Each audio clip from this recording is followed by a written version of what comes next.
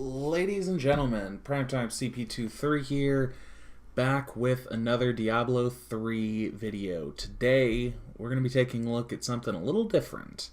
As you can see, this is a speed build for Torment 13. The version that I'm using is not fully optimized, but I think you should be able to get this thing going pretty good. So I'm going to start off by saying, again, this is not optimized. This is something that I kind of thought up for the Conquest, the Thrill, which you have to complete a GR45 without any set items equipped.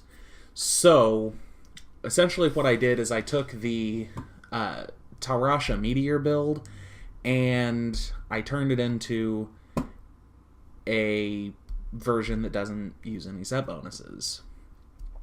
And I will put a link in the description for that video where I completed the Conquest. But that video kind of got me thinking, I bet we could do this with the Legacy of Nightmares set and push it quite a bit further. And so that's what I did. The goal of this was to create a speed farm variant of the Meteor builds that are so popular right now. Of course, the Tarasha variant and the Firebirds variant are both very good for pushing. They're both very good push builds, but they're not super fast. That is the biggest issue that I had with those builds. So I wanted to take the idea of those Meteor builds and make them a little faster. So what I did is, number one, instead of having to use Unity, we're using an Obsidian Ring of the Zodiac along with the Legacy of Nightmares set.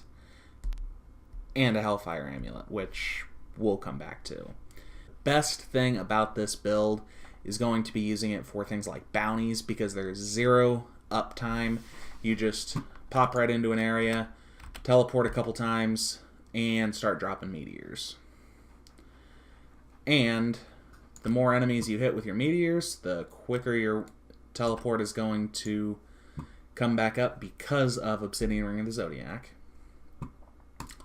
And let's go ahead and talk about the rest of the gear. So, like every other Meteor build, we're going to be using the Death Wish one-handed sword, Nilfer's Boast for the boots to give us additional damage on our meteors, and the Etched Sigil offhand, which is going to buff all of our damage while we channel. And it's what makes the entire build work, because it's what calls down the meteors while you're channeling. So the Etched Sigil is absolutely necessary.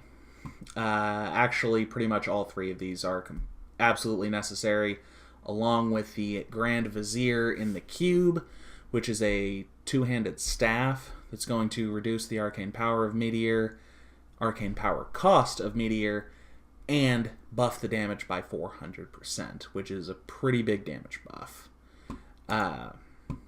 So in addition to those four necessary items, we're going to be running Mage Fist to give us additional fire damage. We're going to be running Cindercoat to give us additional fire damage, plus reduce the resource cost of fire skills, which we are using Disintegrate with the Convergence rune as our channeling skill, as you can see. And also, as you can see, if you're looking at the arcane power down here, it is never dropping at all, because we've got that much reduced resource cost. Ideally, you'd be able to roll fire damage onto both the amulet and your bracers. Like I said, this is not an optimized build yet, and my bracers have lightning damage because They're the only ancient bracers I had that were helpful to the build that were also ancient. The bracers, basically, you're gonna want to have Nemesis bracers and Ashengar's Blood bracer as your 2 bracer slots. Well, rather your bracer slot and your armor slot in the cube. Like I said, I didn't have an ancient Ashengar's Blood bracers, so I went ahead and put those in the cube, and I'm just wearing my Nemesis bracers. And by the way, the crit hit chance was already rolled before I knew I was going to be doing this build. I've had these since like day 2 or 3 of the season when I was still using the Taurasha Lightning Whiz build. Next up, to further reduce our resource cost, and again to help us be able to continuously channel, we're going to be using Herbrash's Binding, which is going to reduce the arcane power cost of Arcane Torrent, Disintegrate, and Ray of Frost, which is your 3 channeling skills. That you could theoretically use Arcane Torrent. Personally, I just like Disintegrate because it's very controlled. You get to control exactly where you're aiming. Next up, we've got the Mantle of Channeling, which is a very necessary item. This one is not rolled terribly well, but it'll get the job done. And then our final 2 spots are open/flex spots. Ideally, you would be using Andariel's Visage because it can roll with elemental damage on it. So you could theoretically roll it with fire damage to buff the amount of fire damage you have. As for your pants, ideally we would want to use Swampland Waders. Unfortunately, I believe this is an item that only drops for Witch Doctor, so getting it may be difficult unless you are already using Witch Doctor as a class. So obviously I don't have a Witch Doctor, but anyway, the idea here is because again it gives you the opportunity to roll fire damage. The bonuses mean nothing on both the Swampland Waders and the Andariel's Visage. The legendary affix means nothing. All we care about is the ability to roll fire damage. This is a fire damage build, and that's what's important. So, as those are kind of flex spots, what I did is I'm just using my Taurasha helm, which is rolled pretty well. It is ancient, and it does have an augment on it already. So that's why I went ahead and just used that. For pants, I just picked ancient pants that were not Taurasha's. This is where my build is very unoptimized.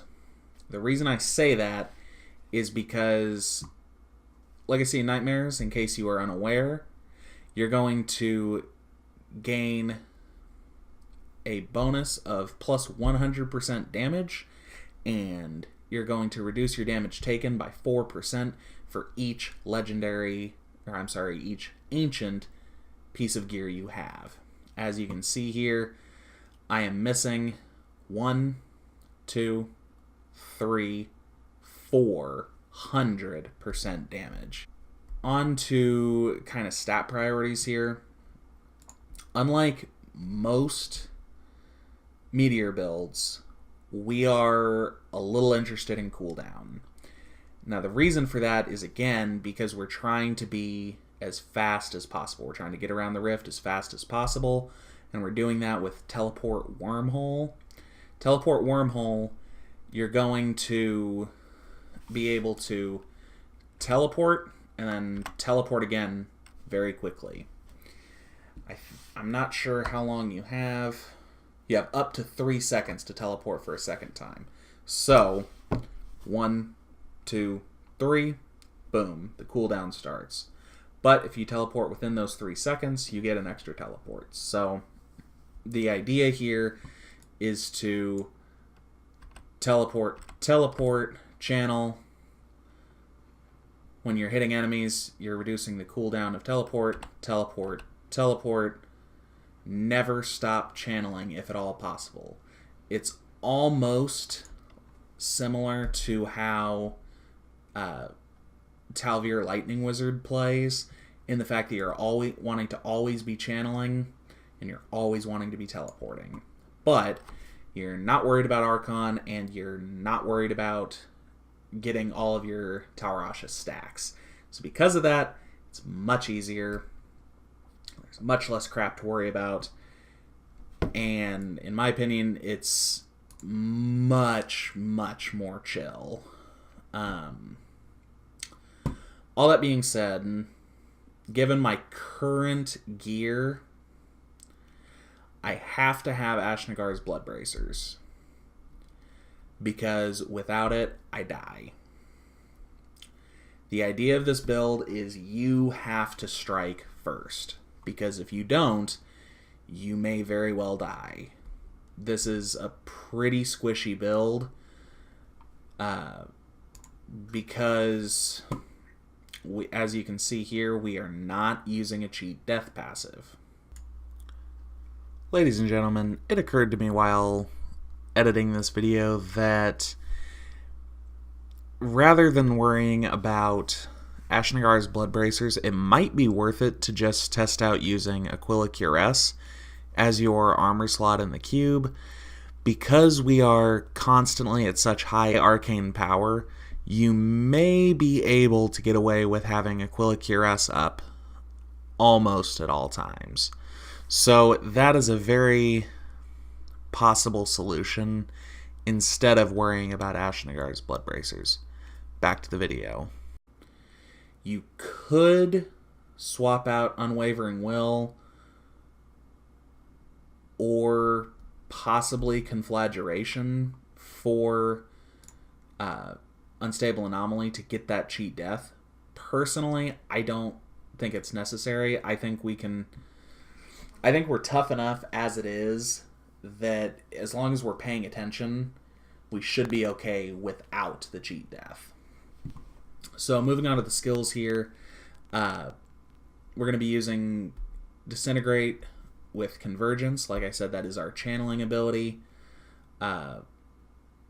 And with Etched Sigil, we're going to be calling down meteors with the Meteor Shower rune.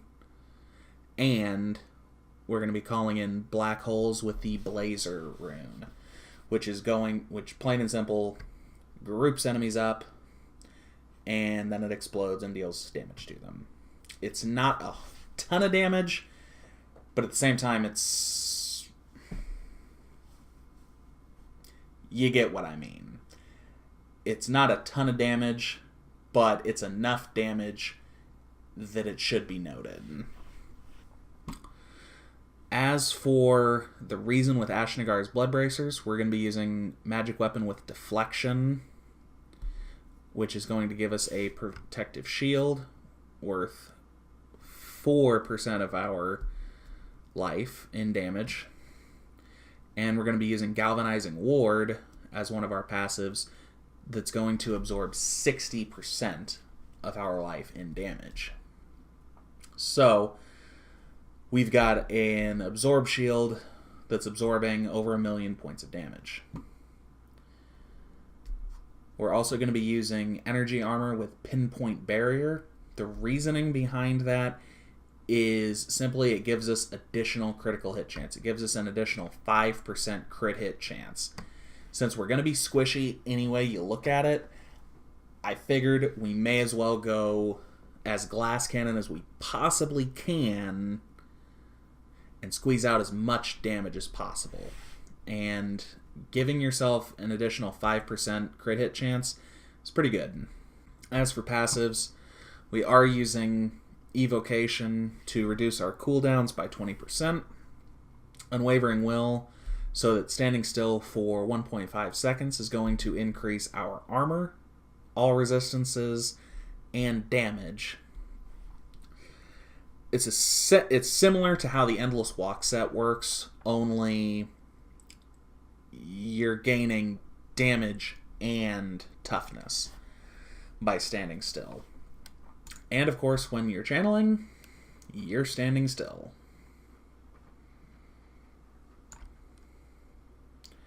If you're killing things quick enough, you can probably... Like, if you're killing things and teleporting around fast enough that you don't find this proccing, that you don't find yourself gaining benefit from that standing still for 1.5 seconds, which I think you'd have to be really moving to not notice it.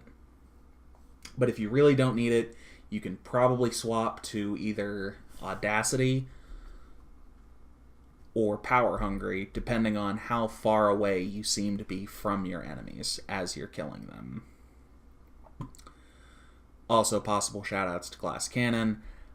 I don't like this ability. I feel like losing 10% of your armor and resistances is probably just not worth it to only get an additional 15% damage. But it's up to you. And of course, any kind of fire build, we're going to want to use something like Conflagration. So the fire damage dealt to enemies applies a burning effect, increasing their chance to be critically hit by 6%. So that 6% that 6% chance for additional crit hits, you're increasing your crit hit chance by another 5%. And you're going to be hoping to get crit hit chance and crit hit damage on as much gear as possible. So right now I'm sitting at 39% crit hit chance, but that's just standing still. That's not counting my energy armor, which bumped it up to 44%, and it's not including the extra 6% for when enemies are burning. So basically, we're going to be up to 50% crit hit chance all the time, just running through the rift, which is pretty excellent. As for your fifth passive, I like Blur, because Blur you could probably swap out with Unstable Anomaly. It just kind of depends on what you think. Again, I don't think you need Unstable Anomaly. I like Blur better because it's a strict 17% damage reduction. Unstable Anomaly, on the other hand, you have to die before you get any benefit off of it. So, again, I will leave this up to you all. You tell me what works best, because I don't know for positive. I am no expert by any means, but I think this is a lot of fun. I've really enjoyed playing as a Meteor Wizard this season, and my biggest complaint is the lack of mobility. I think this build solves that problem.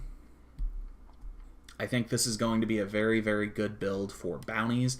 It's going to be a good build for low-level gem upgrades, and possibly even Torment 13 rifts. So I'm going to go ahead and run through a Greater Rift 60 so that you can see what this build can do. Ladies and gentlemen, I hope you've enjoyed this video. I hope you give this build a chance. I think it can be a lot of fun, and you just kind of need to try it. I would like to see someone smarter than me take this build and elevate the power of it, and make this into a real speed farming build. Of course, wizards, this is not going to be the most powerful build for a wizard, but I think it could be a very good, very fast speed farming build for both bounties and rifts. So ladies and gentlemen, if you enjoyed this video, please make sure to leave a like, comment, and subscribe. And until next time, this is Primetime CP23, and I'm out.